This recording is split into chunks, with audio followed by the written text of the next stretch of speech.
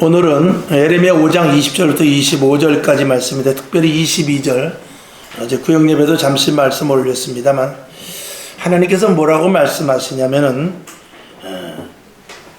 내가 모래를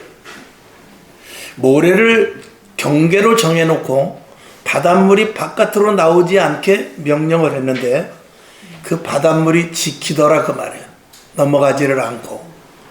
그래서 아무리 파도가 밀려와서 힘껏 밀려가고 또 다시 뒤로 바닷가로 나갔다가 또 밀려가고 그랬는데도 불구하고 그 파도가 다음에는 넘어야지 그랬지만, 하나님께서 여기는 넘지 마, 무추로 넘어오지 않고, 여기 이 서창동도 바로 여기까지 물이 들어옵니다.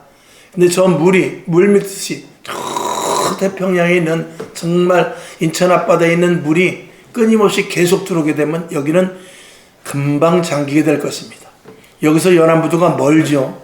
다른 지역보다 멀죠. 멀음에도 불구하고 바로 소래가 있기 때문에 물이 들어오기 시작하면 여기 막말로 그냥 들어온다 그러면은 그냥 채워지고 말 것이에요. 그러나 하나님께서 딱 정해서서 아무리 만조가 돼도 어디까지만 올라가라, 딱 그렇게 정해놓아서 올라가질 않습니다. 그래서 모든 만물들이 하나님의 말씀을 순종하는데 유독 누가 말을 안 듣느냐? 사람만 말을 안 듣더라 그 말이죠. 오늘도 22절 특별히 보니까 너희가 나를 두려워하지 않더라 이 말입니다. 그리고 내 앞에서 떨지도 않더라. 아니, 두려워하는 척은 해요. 앞에서 떠는 척은 합니다. 그리고 경외하고 하나님 영광 받으소서 이렇게 말을 하는데 속은 그렇지 않다 이거죠. 속은 자기가 할 거 다 가고 자기가 가진 생각대로 하고 자기 마음 먹은 대로 하고 막 그런다 그 말입니다. 그래서 겉으로 드러나는 이 위선보다 더러운 것은 없습니다. 이 위선은 정말 하나님이 가장 가증스럽게 여기는 것이 위선입니다. 하나님은 그래서 어디를 보냐면 중심을 본다 그랬어요. 그 심중 속에 정말 하나님을 두려워하느냐, 하나님을 경외하느냐, 그리고 하나님을 두려워하고 하나님을 경외한다면 이렇게 신앙생활하지는 않을 거다라는 것이 성경이 우리들에게 주시는 말씀인 것입니다. 오늘 여러분 마음을 다하고 뜻을 다하여 주님을 섬길 수 있기를 주님의 이름으로 먼저 축원합니다. 오늘 이 바닷물뿐만이 아니라 어김없이 태양은 아침에 동에서 떠오릅니다. 누가 명령하지 않아도 누구의 명령에 의하여? 하나님의 명령과 법칙에 의해서 나무가 봄이 되면 어김없이 핍니다. 아까 서두에서 말씀을 드린 대로 꽃이 벌써 다 그 며칠 지나지 않으니까 다 떨어져 버렸어요. 그러나 내년에 또 핍니다. 그렇게 하라고 명령하는 거예요. 아니, 비가 올 텐데 나는 피기만 하면 왜 이렇게 하나님 비를 내려주시고 바람을 불게 합니까? 나 올해는 성질 나서 안 필랍니다. 나무가 그럴 수 있지만 그렇지 않고 그저 어김없이 그 다음날 비가 일기예보에 비가 오고 폭우가 온다 그래도 오늘 따뜻하면 그냥 피는 거예요. 하나님이 그렇게 하라고 그러면 하는 거죠. 그런데 사람만 말을 듣지 않더라. 성경을 한번 보죠. 시편 104편 9절을 보겠습니다. 자, 시작. 주께서 물의 경계를 정하여 넘치지 못하게 하시며 다시 돌아와 땅을 덮지 못하게 하신다이다 라고 시편 기자가 말하고 있습니다. 마가복음 4장 39절부터 41절까지 세 절을 봅니다. 시작. 예수께서 깨어 바람을 꾸짖으시며 바다더러 이르시되 잠잠하라 고요하라 하시니 바람이 그치고 아주 잔잔하여지더라. 40절. 이에 제자들에게 이르시되 어찌하여 이렇게 무서워하느냐, 너희가 어찌 믿음이 없느냐 하시니 41절. 저희가 심히 두려워하여 서로 말하되 저가 위기에 바람과 바다라도 순종하는고 하였더라. 아멘. 바람이 붑니다. 풍랑이 칩니다. 근데 예수님께서 잠잠하라 하니까 풍랑이 잠잠해졌습니다. 그 제자들이 말합니다. 40절에 보니까 제자들이 두려워하고 있었어요. 왜 두려워하느냐? 여러분, 우리가 왕 앞에 가면은 두려웠죠. 차를 운전하다 보면은 경찰차만 있어도 혹시 내가 잘못 위반하고 있지 않나? 이렇게 생각을 합니다. 그러나 법관 앞에 가면은 누구나 다 조아리고 혹시 판결이 잘 나야 될 텐데 그러지만 만약에 내 아버지가 법관이고 내 아버지가 경찰관이고 내 아버지가 왕이라면 그 앞에서 우리는 떨지 않습니다. 우리가 두려움이 있다는 것은 하나님에 대해서 깊이 알지 못하기 때문에 그러는 거예요. 진짜 하나님의 아버지라면 그 앞에서 두려워 떠는 것이 아니라 하나님과 깊은 교제를 할 수가 있는 것이죠.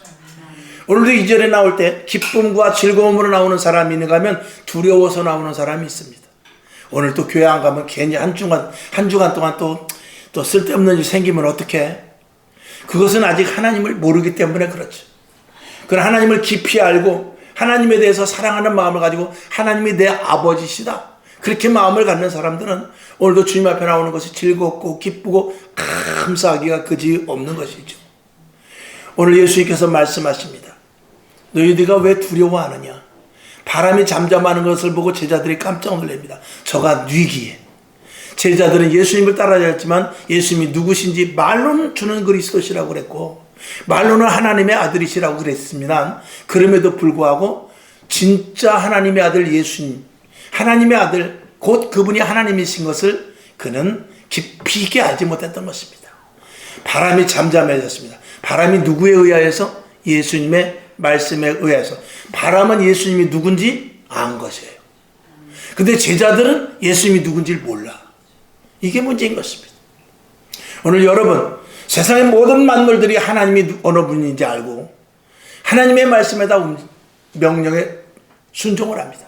바람조차도 그렇게 바람이 부는데 예수님께서 잠잠하라, 그러니까 어느 분의 말씀인 줄 알고 그대로 잠잠합니다. 근데 사람은 아무리 위에서 지적을 하고 성경에서 말을 하고 성령님께서 감동을 줘도 듣지를 않아요. 그게 하나님을 무시하고 하나님을 만홀히 여기는 것이죠. 오늘 여러분, 하나님의 음성을 잘 듣고 순종할 수 있기를 주님의 이름으로 축원합니다. 하나님의 음성이 들리지 않으면 성경을 보십시오. 성경은 나에게 말하고 있습니다. 성경을 계속 보다 보면 하나님께서 나에게 주시는 말씀이 있습니다. 그 말씀을 듣고 순종을 하는 것입니다. 인간은 배역하고 얼마나 하나님의 말씀을 거역하는지 성경은 이렇게 말하고 있어요. 이사야 1장 3절을 보겠습니다. 시작.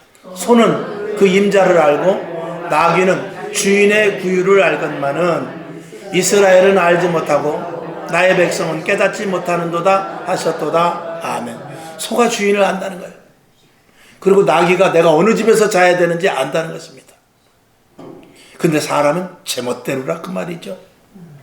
로마서 1장 21절 시작. 하나님을 알되 하나님으로 영화롭게도 아니하며 감사치도 아니하고 오히려 그 생각이 허망하여지며 미련한 마음이 어두워졌다. 여기 보면은 1장 21절 보면은 하나님을 어떻게 해요? 안다 이 말입니다. 하나님을 모르는 것이 아니에요. 하나님을 아는데 하나님 앞에 영화롭게 하지도 않고 감사하지도 않고 오히려 그 생각이 허망한 생각만 해서 그 미련한 생각을 가지고 그 마음이 늘 어두워 있다 이 말입니다. 그러니 우리가 하나님을 아는 것이 얼마만큼 아느냐에 따라서 그 사람의 믿음과 신앙의 척도가 되는 것이죠. 여러분, 하나님을 알 때 어떻게 깊이 하시기를 바랍니다. 하나님을 많이 알아야 돼요. 하나님을 더욱더 많이 경험을 해야 됩니다. 하나님에 대해서 여러분, 수박이 있어요. 제가 예화로 잘 말씀을 드리지 않습니까? 수박은 무슨 색깔입니까? 빨간색. 빨간색이요? 그러면 수박은 초록색이에요. 수박은 초록색이죠. 그냥 먹어본 사람은 빨간색이라고 말해요. 그러니까 파란색도 맞고, 즉 초록색도 맞고 빨간색도 다 맞지만 진짜 수박은 빨간색입니다. 그러니 수박을 먹어보지 않은 사람은 수박은 죽어도 초록색이라고 우기는 겁니다. 그러나 먹어본 사람은 빨간색이라고 이야기하면 맞아, 빨간색도 맞아. 하나님을 겉표면만 알면 하나님은 초록색이라고 우기는 거예요. 그러나 하나님의 맛을 아는 사람은 하나님은 빨간색이다라고 말할 수 있는 겁니다. 그러니까 성령을 받은 사람과 성령을 받지 않은 사람은 계속 충돌이 생기는 거예요. 나는 파랗다, 나는 빨갛다, 계속 부닥치는 거예요. 그러니까 먹어본 사람과 먹지 않은 사람은 부닥칠 수밖에 없는 것입니다. 교회 안에서도 그렇고 우리 목회자의 세상에서도 마찬가지예요. 목회자의 세상에서도 성령 받은 목회자와 성령을 받지 목회자는 항상 충돌이 일어나는 거예요. 성령 받지 못하고 성경을 지식으로 하는 사람은 성경은 초록색이라고 우기고 그것이 틀리는 말이 아니에요. 그러나 성령을 받은 사람은, 성령을 받은 목회자는 성경은 초록색이지만 빨간색을 포함하고 있다. 이것을 알고 있기 때문에 목회자 간에도 계속 충돌이 생기는 것입니다. 교회 안에서도 충돌은 다른 것 없습니다. 성령 받은 자와 성령을 받지 않은 자는 생각과 계획과 목표와 설정하는 것이 다른 것입니다. 그러니까 성령 받은 사람과 성령 받지 않은 사람은 말이 통하지 않습니다. 여러분 모두가 다 그래서 목회자가 언제든지 1년 내내 설교하는 것 중에 가장 중요한 핵심은 뭐냐면 성령을 받으라 이거예요. 성령을 받지 않으면 목회를 해나갈 수도 없고, 성령을 받지 않으면 교회를 다니기가 어렵고, 성령을 받지 않으면 교회에서 충돌이 생길 수밖에 없는 거예요. 내가 더 성령의 충만함을 받고 싶다. 그 답은 어디에 있냐? 말씀과 기도밖에 없습니다. 여러분 말씀 많이 보세요. 그러면 성령이 내 속에서 역사하기 시작합니다. 그리고 오늘 내가 친구 만나기보다는 내가 집에서 오늘은 성경을 좀 봐야 되겠다. 내가 오늘은 바깥에 나가지 말고 집에서 좀 찬양을 해야 되겠다. 이런 마음이 우리들에게 오거든요. 그때 성령님께서 역사하시는 거예요. 그 말씀을 들으라 그 말이었죠. 예배 빠지지 말고 기도하고 말씀 보면서 일주일 내내 뭐예요? 일주일 내내, 일주일이면 몇 시간이죠? 147시간인가? 170 몇 시간인가? 일주일에 그 많은 시간 중에 1시간도 성경 보지 못한다. 이거는 성도로서 이미 자격 박탈입니다. 성경, 우리가 밥은 꼬박꼬박 먹지 않습니까? 약 안 먹으면 큰일 나죠. 근데 성경은 건너뜁니다.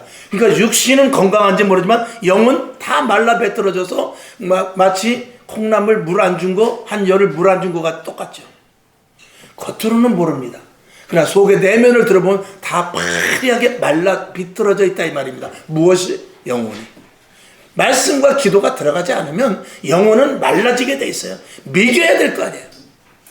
오늘도 여러분에게 말씀으로 충만하기를 주님의 이름으로 축원합니다. 그러니까 하나님을 알되, 하나님을 아는데 어떻게 알아야 되느냐? 깊이 알아야 돼요.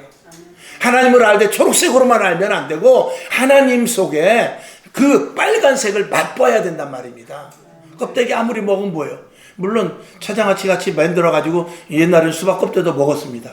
그러나 그것만 수박 가지고 그거 하는 사람은 바보예요. 수박 가지고 그 속에 있는 빨간 걸 먹어야 그게 진짜죠. 그러니까 지금도 성도가 그렇게 두 종류라 이 말이에요. 그냥 맨날 채장아찌나 해먹는 사람이 있고 속의 것을 먹는 사람이 있습니다. 여러분 속에 빨간 것을, 달콤한 것을 먹을 수 있기를 주님의 이름으로 축원합니다. 자, 그런데 왜 인간은 이렇게 순종을 하지 않는가? 첫째, 하나님을 제대로 알지 모르기 때문에 그래요. 방금 말씀을 드린 대로 하나님을 아는데 깊이 알지 못하기 때문에 그렇죠. 자, 요한복음 14장 6절을 보겠습니다. 시작. 예수께서 가라사대 내가 곧 길이요 진리요 생명이니 나로 말미암지 않고는 아버지께로 올 자가 없느니라. 아멘. 오직 예수 믿는 것은 받은 증거 많도다. 이 찬양이 우리 속에서 진실로 나타나야 되거든요.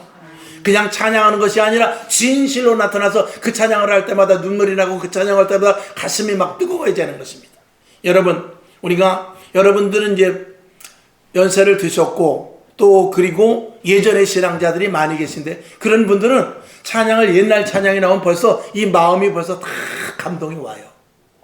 옛날에 지금은 이 교회에서 복음성가 많이 부르고 또 세련된 찬송가를 많이 부르지만 옛날 정말 곰탕과 같은 그런 찬송을 부르면요 벌써 이 마음이 동하기를 시작합니다. 왜 그렇죠? 예수 믿는 것은 받은 증거가 많았기 때문에 그런 것입니다. 물론 그것이 계속 유지되지 못하고 그리고 희석될 수도 있지만 여러분 그 속에 있는 씨앗, 그 믿음의 씨앗, 성령 받은 그 은혜가 여러분에게 지속적으로 있기를 주님의 이름으로 축원합니다. 자, 요한복음 6장 68절을 봅시다. 시작. 시몬 베드로가 대답하되 주여 영생의 말씀이 계심에 우리가 네게로 가오리까. 아멘. 주 안으로 계속 들어가야 돼요. 예수 안으로 계속 들어와야 돼요. 예배 드려야죠. 성경 봐야죠. 말씀 봐야죠. 기도해야죠. 감사해야죠. 나가서 전도해야죠. 우리 입술을 벌릴 때 예수만 말하고 싶죠. 그러면 하나님을 더욱더 어떻게 해요? 깊이 알게 되는 것입니다. 우리가 하나님의 길을 알지 못하고 성도가 진짜 진리가 무엇이고 진짜 하나님이 어떤 분이고 그리고 성령의 충만함을 힘입지 못하니까 세상을 변화시키지 못하는 거예요. 진짜 하나님이 어떤 분인지 알고 진짜 믿음이 생기고 내 안에 성령의 불이 있으면요, 세상을 변화시키고 가족을 변화시키고 이웃을 변화시키는 일에 그들이 변화되지 않을지라도 변화되기 위해서 노력하고 애쓰고 우리의 입술이 그런 말만 하게 되어 있는 것이죠. 로마서 8장 5절부터 7절까지를 봅시다. 시작. 육신을 쫓는 자는 육신의 일을, 영을 쫓는 자는 영의 일을 생각하나니. 6절. 육신의 생각은 사망이요 영의 생각은 생명과 평안이니라. 7절. 육신의 생각은 하나님과 원수가 되나니 이는 하나님의 법에 굴복지 아니할 뿐 아니라 할 수도 없음이니라. 아멘. 내 생각이, 지금 내 생각이 하나님으로부터 줄 수 있는 생각이냐, 아니면 내가 먹고 살기 위한 생각이냐, 내 육신을 위한 생각이냐, 내 영혼을 위한 생각이냐, 이걸 여러분들이 날마다 분초마다 항상 점검을 해야 돼요. 육신의 생각은 뭐라고요? 사망이라는 거예요. 육신의 생각은 사망이요 영의 생각만 생명인 것입니다. 결국은 육신의 생각은 하나님과 원수가 된다. 육신의 생각만 하다가 목회자라 할지라도 육신의 생각을 할 수 있고, 성도라 할지라도 영의 생각을 할 수 있습니다. 그러나 육의 생각을 하면 그 사람은 자기가 목회자고 장로고 안수집사 권사라 할지라도 결국은 하나님과 원수가 되는 것입니다. 그러나 영의 생각을 한다면 하나님이 기뻐하시는 자가 되는 것은 당연한 일 아니겠습니까? 내가 무슨 생각을 하든지 어디로 가든지 누구를 만나든지 하나님이 주도권을 가진 일들로 말미암아야 되는 것입니다.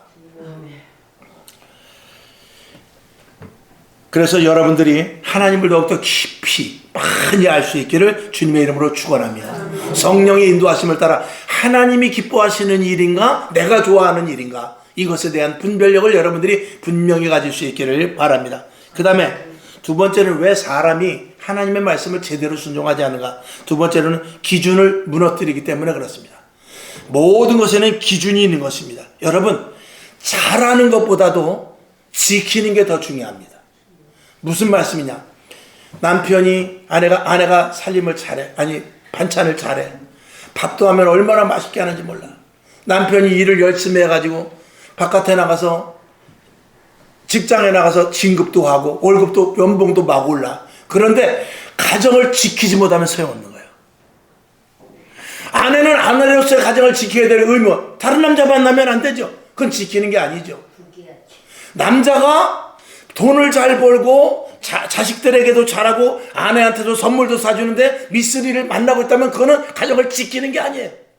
일은 잘하는지 모르지만 지키는 게 아니에요. 오늘 우리들도 마찬가지예요. 열심히 나와서 예배드리고 그리고 신앙생활을 하지만 말씀을 지키지 못하면 소용이 없는 거예요.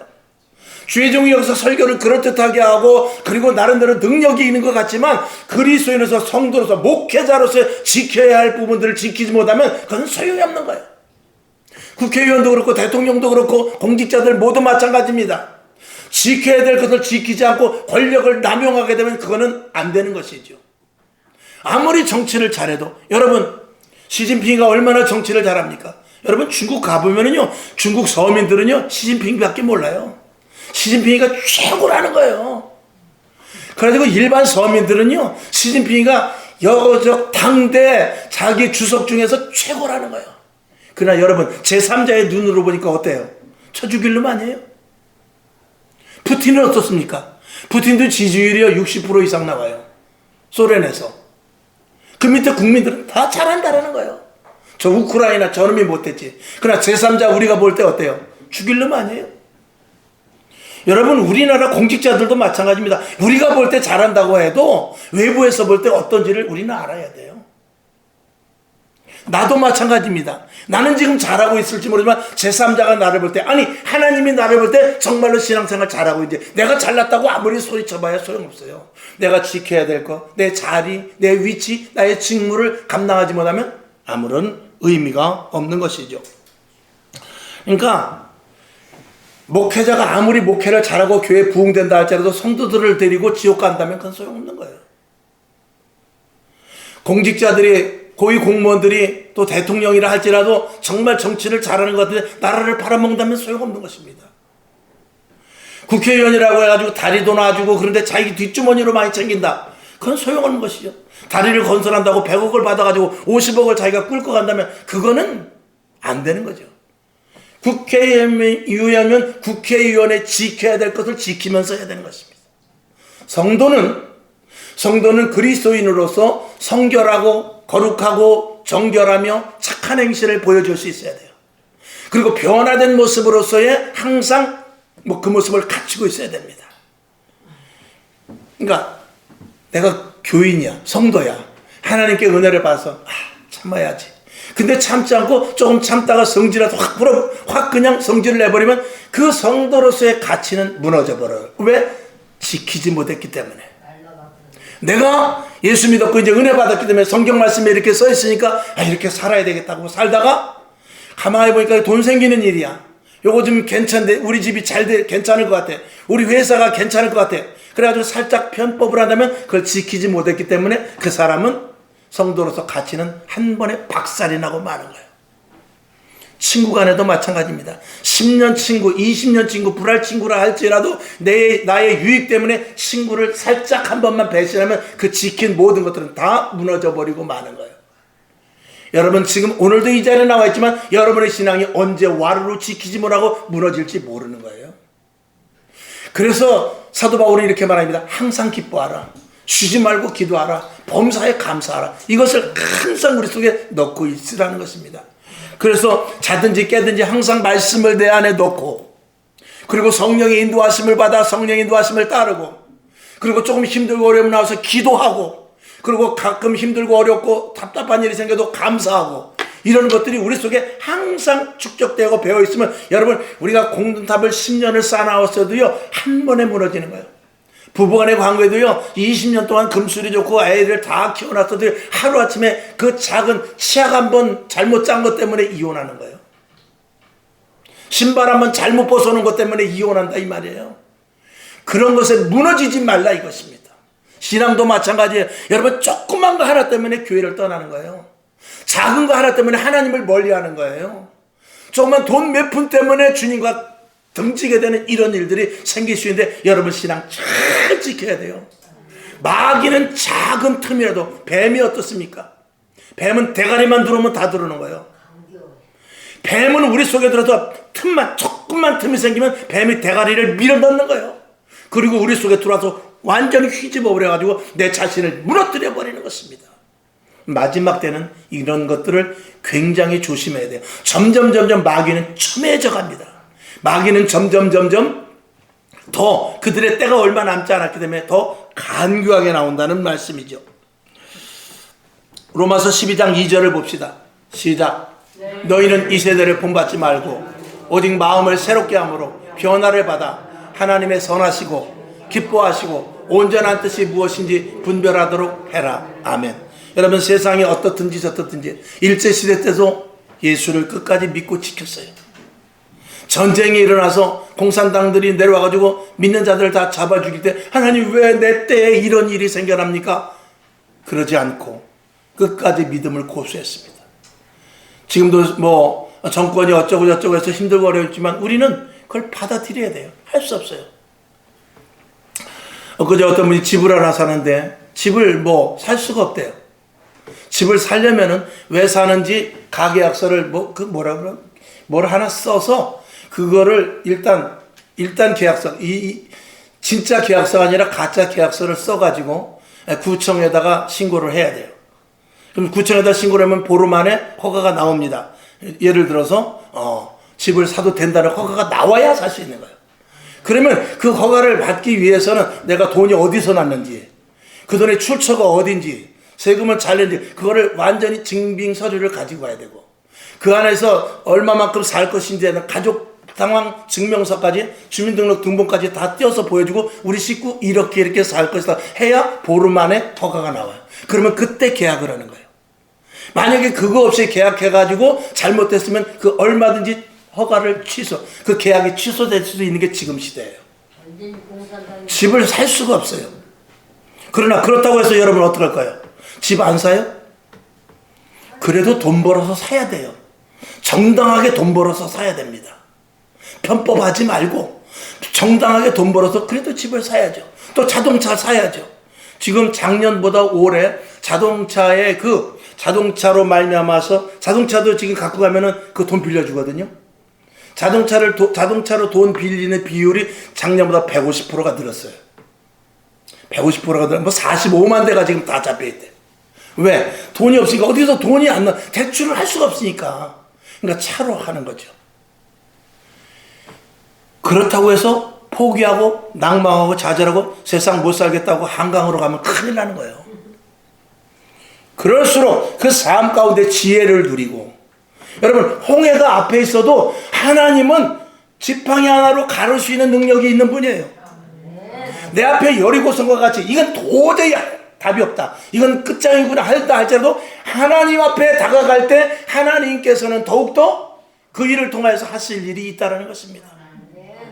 그래서 마지막 때는 하나님을 절대 배반하지 말고, 마지막 때는 배교하는 일이 생긴다고 그랬어요. 배교는 하나님을 배반하는 거예요. 배교는 예수를 버리는 거예요. 배교는 기독교가 아닌 딴 교로 개종하는 거예요. 배교는 주님을 떠나는 것입니다. 주님을 배신하는 것이거든요. 그렇다고 해서 배교하거나 배신하면은 절대 안 되는 것입니다. 끝까지 하나님을 믿고 지켜나갈 때 하나님은 기적이 일어나는데, 여러분 기적은 언제 일어나냐면 우리가 배부르고 등 따실 때는 기적이 일어나지 않습니다. 영화를 봐도 그렇지 않습니까? 정말 이제는 총알이 다 떨어져서 적진에 완전히 포위돼가지고 이제는 꼼짝없이 죽었고, 그리고 주위에서부터 적군이 계속 밀려와서 총알은 다 떨어지고 이제 곧 1분 안에 내가 죽을 경우가, 그럴 때 기적이 생기는 거예요.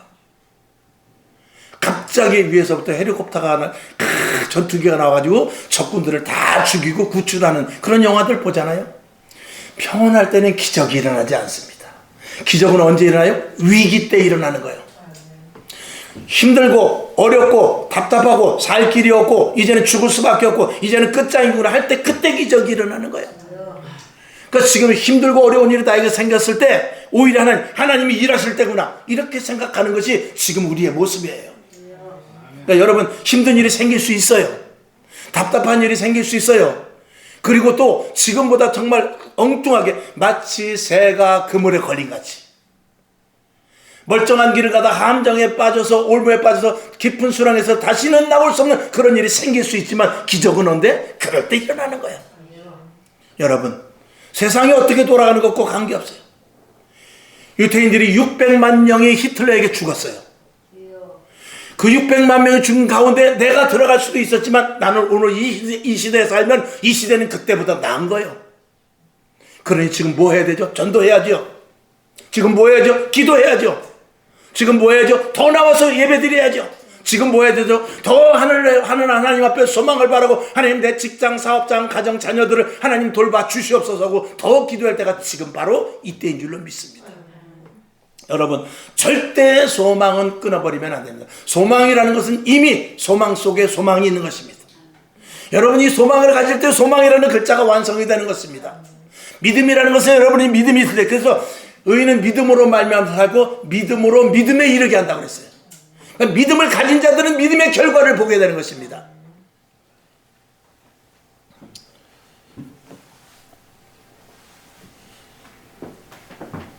성경을 한 절 보고 말씀을 마치겠습니다. 고린도후서 12장 10절을 보죠. 시작. 그러므로 내가 그리스도를 위하여 약한 것들과 능력과 궁핍과 핍박과 곤란을 기뻐하노니 이는 내가 약할 그때 곧 강함이니라. 아멘. 사도 바울은 오히려 약할 때 하나님의 도와주심을 받다는 것입니다. 여러분 막연한 소망은 안 됩니다. 마인드 컨트롤은 안 되는 것입니다. 할 수 있다, 될 수 있다, 그냥 막연한 마인드 컨트롤은 오히려 자기가 더 나중에 큰 실망으로 갈 수 있어요. 하나님을 믿고 나가는 것입니다. 말씀을 붙잡고, 성경에 이런 말씀이 있지 않습니까? 이삭이 이런 복을 받았지 않습니까? 사도 바울이 옥에서 찬송을 했지 않습니까? 그 근거를 가지고 하는 것이지, 하나님의 말씀은 허황된 것을 그냥 가지고 마인드 컨트롤해서 나는 잘 될 것이다, 이번에 분명히 일이 이루어질 것이다, 이거는 큰일 나는 것입니다. 하나님과 함께 할 때 소망이 있는 거예요. 하나님의 말씀을 붙잡을 때 기적이 일어나는 것입니다. 하나님의 도우심이 있을 때 내가 형편과 어려움, 그런 상황 가운데서 일어날 수 있게 되는 것이죠. 오늘 여러분 결론으로 말씀을 드립니다. 이 세상의 모든 것들이 다 하나님 앞에 굴복하고 순종합니다. 누구기에? 하나님이시기에. 근데 우리만 말씀을 잘 듣지를 않아요. 여러분, 하나님을 모르기를 원치 않습니다. 하나님을 깊이 아시길 주님의 이름으로 축원합니다. 그리고 여러분, 조금 전에 말씀을 드린 대로 성도의 기준이 있어요. 그 기준을 떨어뜨리지 마세요. 가난하다고 해서 성도가 기도 안 하면 안 돼요. 몸이 불편하다고 해서 성도는 교회를 나와야 되면 교회를 나와야 되는 거예요.